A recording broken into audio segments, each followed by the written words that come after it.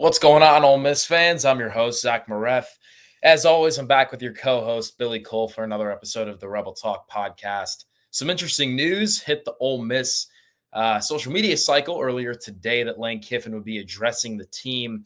He said he wants to do things a little bit different than in 2022, which was a very similar situation, just flip Auburn with Florida.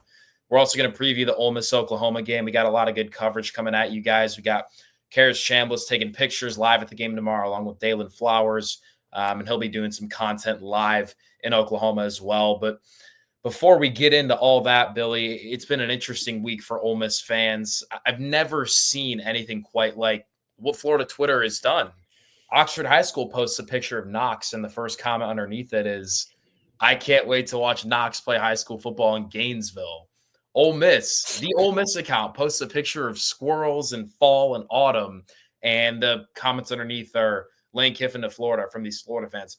I respect it because it's so weird, but to an extent, I mean, what happens if they don't get Lane? They're kind of burying themselves in a hole here.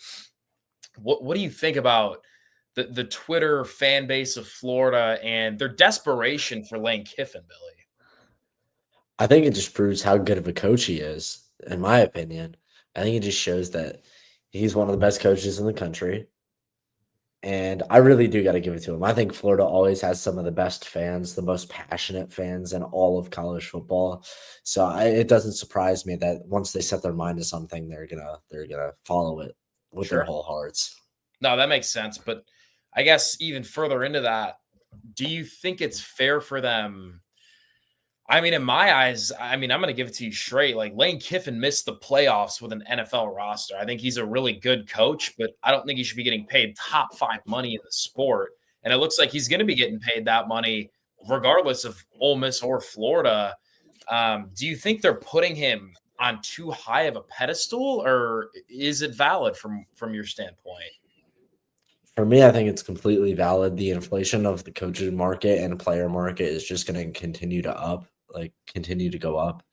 So, like for now, he'll be a top 5 coach, but you're going to see a bunch of other coaches that are either as good as him, even a little bit worse, or even better than him.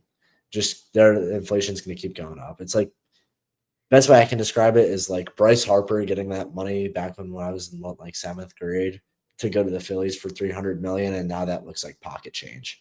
You're right. Yeah, that's actually a very good point.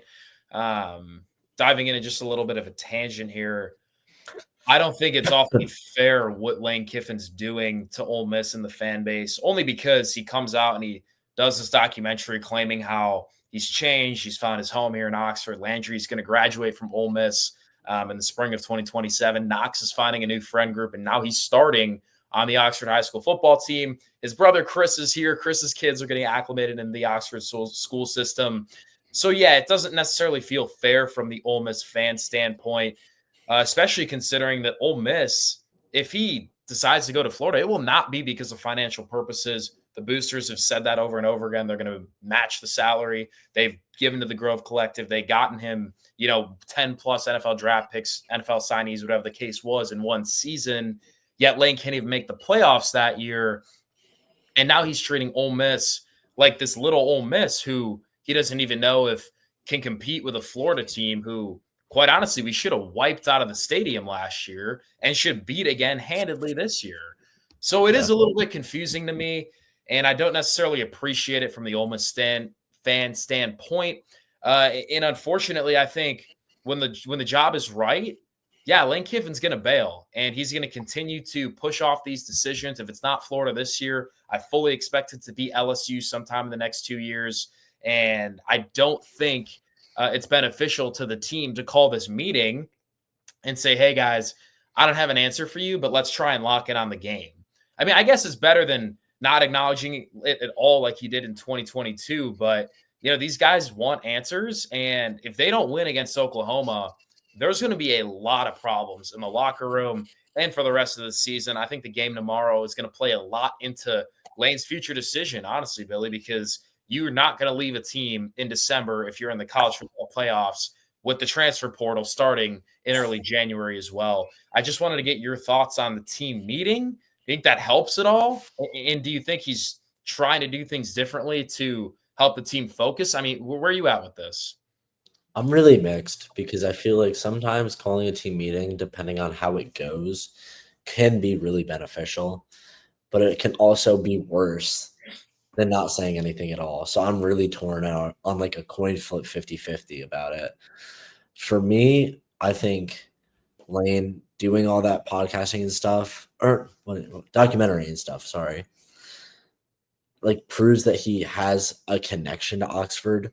But I also think Lane Kiffin has that business side of him that will never leave him no matter what.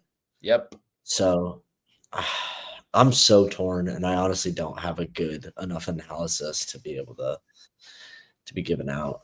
Yeah. No, there really is no more like there's not a lot of good analysis we're going to be able to provide over the next few weeks here. Unless obviously if we lose tomorrow, you're going to see Florida fans saying that Kiffin's going to Florida. And if we win, you're going to see Ole Miss fans saying, no, he's staying and we're going to the playoffs. So there's a lot rides on tomorrow's game. So we're going to dive into that a little bit. Oklahoma, really elite defensive team. They're going to cause problems. There's no question about it. And to Lane Kiffin's point, I don't know if we talked about this a little bit, if he was calling out Brent Venables, but they're really good at picking up on signs. So Ole Miss better be prepared because that's not illegal. If you're picking up on signs because of film study, it's extremely legal, actually, in the game of football, just like it is in baseball. So if you're going to accuse them of cheating, do something to change that. Hopefully, the staff is prepared because Brent. I mean, after Lane says that, he's coming full throttle. Yeah, he's going to try and steal your signs, and he's going to try and ultimately embarrass this offense, who's looked really good. I just want to get your overall impressions on the game and some of that pregame chatter going on between the coaches, Billy. All right, for me personally, I really want to say Ole Miss's defense is going to bounce back, but I also think their offense is going to stay hot, and I think that's the biggest part of this. My score prediction that I just sent in for the site was 27-17. And I see the Ole Miss offense being so good. I know it's a really tough place to play. I know it's the number one total defense in all of college football, according to like the NCAA stats. But I just think Lane Kiffin and Charlie Wise are that good of coaches offensively to be able to put up with something as dominant as Oklahoma has been. And also, I think Lane sees a lot that he didn't do last week, such as utilizing Kewan Lacey into this 100%. weekend. Yeah, you're going to have to establish the run game. I think they're allowing 2.5 yards per carry from the defensive side of the ball. So not only with Kewan, but also with a guy like Logan Diggs and Trinidad Chambliss too, who kind of lost his feet a little bit there against Georgia because they were trying to pass it downfield so frequently. Moving on, Oklahoma offense, John Mateer, feels like he's still kind of recovering in a weird way. I think they rushed him back a little. They don't have a strong ground attack like Georgia did last week. What do you think about, that Oklahoma offense? And is the Ole Miss defense going to look hopefully better than God knows what we saw last week? I really think John Mateer is one of the best college football quarterbacks, but I also think he's too injured. What does he have, a metal brace around his thumb? Yeah, something weird, dude. I'm like, this guy probably shouldn't be playing. That's what I'm saying. When they announced his initial injury, when they said he was coming back this year, I was kind of shocked. Yeah. And I didn't really understand the logistics of him coming back. No, I mean, it was the Texas game, I guess, from a competitive standpoint. But at some point, it's like, hey, we're a college football playoff team. We need you to rest, bro. Because, It's I mean, not even the rest. I just don't think he should be playing. I think he's hurting the team by playing. yeah, in the long run, 100%. I mean, dude, he's like top of the Heisman votes before he injures his thumb. He also had a career low in passing yards last week, despite the win. They did win the game. He had a career low in passing yards. I think he only had 150 or something, or 150s. Damn.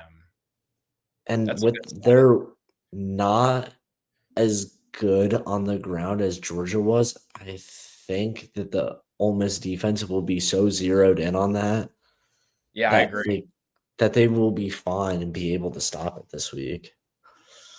Another aspect, Billy, their offensive line, I mean, they have 3 guys that are ruled out, a couple more that are ruled questionable, so they're lacking depth. I know a couple of those guys are starters, a couple aren't, but the bottom line is if you're questionable on 5 offensive linemen, clearly there's a depth issue going on, and quite a few health concerns for Oklahoma, so hopefully Ole Miss can take advantage of that. This feels like a really nice week to regroup, and then close out the schedule with it's still aspirations to make the college football playoffs. We talked about it on Monday, but this isn't great if you're a 2-loss Ole Miss team and your best win is against LSU, and they have a big game against A&M. They still got to play Alabama, and they lost to Vandy last week, so there's a lot there.